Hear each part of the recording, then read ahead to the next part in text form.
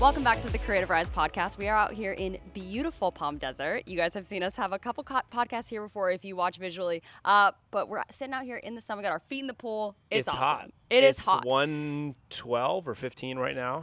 It's very, very hot. So if you see us sweating, don't be alarmed. But you guys, welcome back to the podcast. This is going to be a very, very fun episode. We're going to be talking about how creatives often think that charging more money for a job means it's all about quality, the quality of their photos, the quality of their videos, or the quality of their service. And so they just keep trying to up the quality, and they're wondering why nobody is taking the bait on their prices. And they think that the value is in the quality when the value is actually not in that at all. It is actually all about the return on investment for a client. And that is a form of quality. But here's the deal, guys. You could have the greatest photos or videos in the world. You could deliver them to a brand, but if they do not help them meet a goal, like a sales objective, a business objective, it just didn't work. No. You're not going to get hired back, and you definitely cannot charge a lot of money for it. And that's where a lot of creative get stuck, because they're so convinced that, you know, the higher ticket that they're going to do, you know, on a job, it's all about, like, do I have a better camera? What lenses am I shooting? All that stuff. And that stuff's great.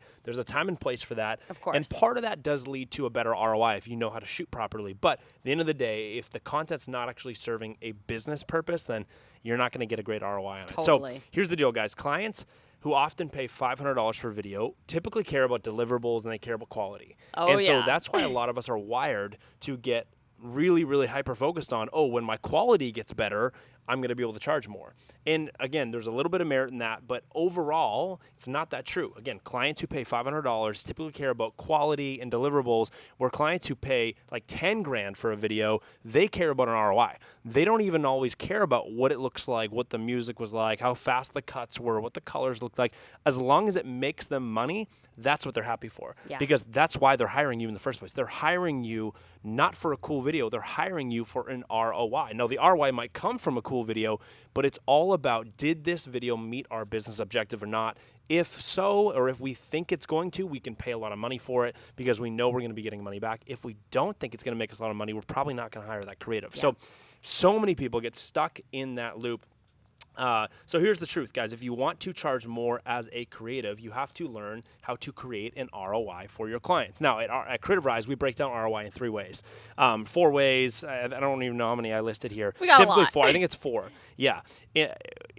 I'm going to restart that sentence because I really want to say that with some emphasis. At Creativ Rise, we break down ROI in 4 ways. I'm going to read you these 4. We're going to go back and forth. These are fundamental for you to understand. If you do not understand these, you are potentially at risk to never being able to charge more money. Yeah. I went from charging like $500 a video. I've done videos for 15 grand. I used to do brand strategy for like $300, $400 for like a brand strategy session. We just did one the other day. It was over 20 grand for the day.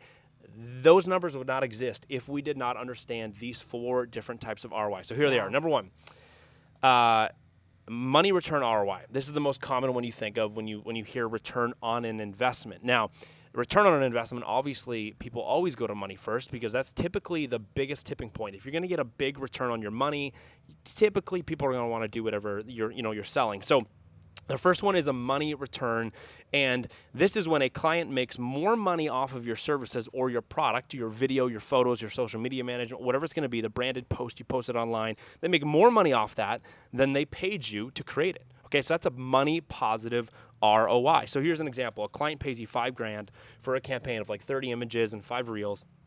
And it's all for their new swimwear line, okay? So they use the content for their paid advertising, and over a couple months of running paid ads on Instagram and TikTok with the content you created for them for $5 grand, they make $65,000 back in profit. That is a money positive ROI, okay? Makes a lot of sense. Very simple. Yep. That's the first one. That's the first one. The second one is brand growth ROI. So maybe they're not even necessarily concerned about the all the way down to the sales just yet, but they're looking at competitors and going, they're growing, they're getting engagement. I need more eyes, which I know means more sales. And so they're focused on brand growth. So your ROI for your content or your service or whatever it could be associated with a brand growth ROI, whether that's followers, more engagement, whatever that is, it's focused on brand growth ROI. Yeah, super cool. So the third type of ROI that we typically want to focus on here at Creativ Rise, we think is so crucial. The third type of ROI is a risk reduction ROI. okay? So this is not typically something that people think about a lot, but this is a massive sales trigger for people when you're looking to do higher ticket work. A risk reduction ROI is when a client reduces their risk of failure because they now work with you. Okay. So here's the example. Let's go back to the same example we used for point one. And the client has paid you $5,000 for a campaign of 30 images with 5 reels for their new swimwear line. Now, let's say they did not hire you. Okay. The client does not hire you to do that, but they do it themselves. They shoot it on their phones or on their cameras. The lighting's terrible. The detail's not great. The colors are a little bit off maybe. The content does not look good. Therefore, when they launch all these paid ads or they launch everything online on their website or their social media, the brand just does not look maybe the same way, up to the same standard of the quality of the actual product. The brand flops a little bit, okay? So let's say instead of them making $65,000 in profit, which we talked about on point one, let's say they only make $20,000 in profit. It's like, okay, that's still a lot of money, but they lost a potential $40,000, $40,000 of, no, it's $45,000. I like my math. They lost a potential $45,000 because they took a risk and did it themselves. So when someone hires you and they're hiring you as a professional, they know you're going to get the job done super well the first time. That's an incredible feeling. Yeah. Because they're able to know that their risk is being reduced by hiring you. That is a risk reduction ROI. Yeah. Now, there's also, if you're a wedding photographer listening to this going, well, how does this all apply to me?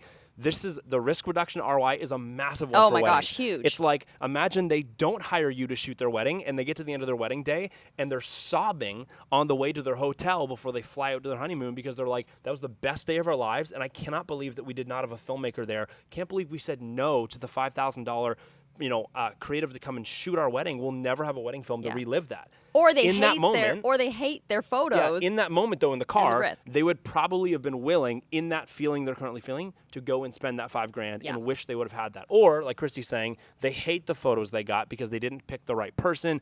Therefore, if they just would have spent $1,500 more maybe to get you in your package, they would have loved it. That is risk reduction ROI. That's a big one in the couple space and the people space. Totally. And then the last one, which is honestly one of my favorites, is relationship positive ROI. So that is when a client is empowered by working with you rather than annoyed, discouraged, or tied up in time with a creative that actually it doesn't do a great job. So example, maybe the last time they hired a creative, it was horrible. They were unorganized, they were not friendly, they never delivered anything on time. It was more work for them to hire a creative than just to do it themselves.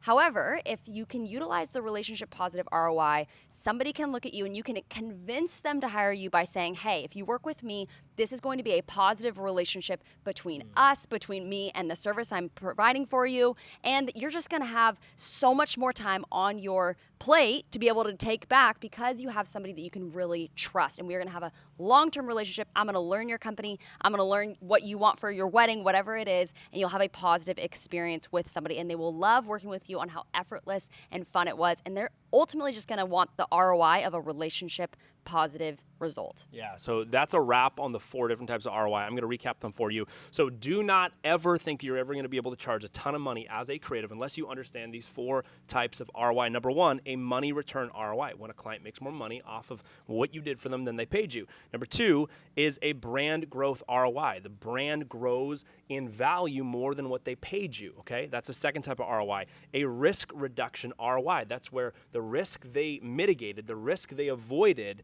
the failure they avoided by hiring you is way greater than the value they paid you in cash. That is the third type of ROI. Super important. And last but not least, a relationship positive ROI, where your relationship with the client, the way you work, your workflow is so good that it allows the client to continue to focus on what they do really well, which in turn grows their business. Those are the 4 types of ROI you have to understand if you ever want to charge a ton of money for what you do as a creative. So let's talk about how you quantify this ROI a little bit more and how you can expect to get clients and ROI when you actually work with them. So first things first, this process is a muscle. People ask me all the time, like, Joe, you're so good at coming up with what this ROI is going to be and then selling on that.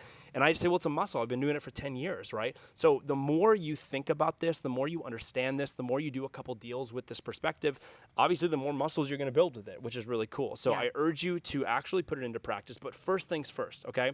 You have to understand that anytime I want my client to get an ROI for my work, I have to see myself as a product, not a piece of art, okay? What I do is not art, it's a product. And if I can see myself as not an artist, but a service provider providing a product, then I can actually start to understand how somebody's gonna get an ROI off me, okay?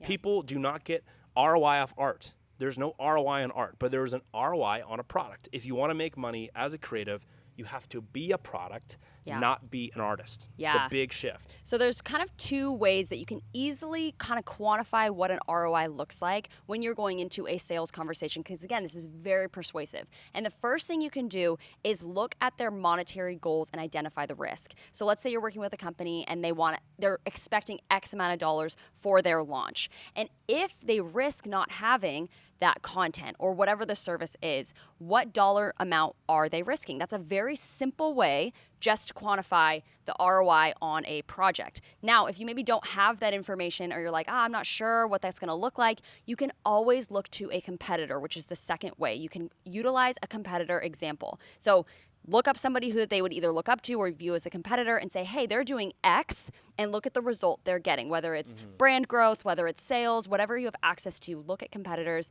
and utilize them as examples. Or utilize a past testimonial. Let's say you're in the wedding space. Look at Shelby. She got to watch this wedding video. Look at her sobbing. She's so happy. She loves that she gets to relive this, and look at this testimonial she talked about and the risk in which if she hadn't done it, she would have been so sad. She would have been crying bad tears for the rest of her life. Bad tears. Because she didn't have that film. Yes. So number one, look at monetary goals and quantify the risk, or two, utilize a competitor or a goal person example in order to find that.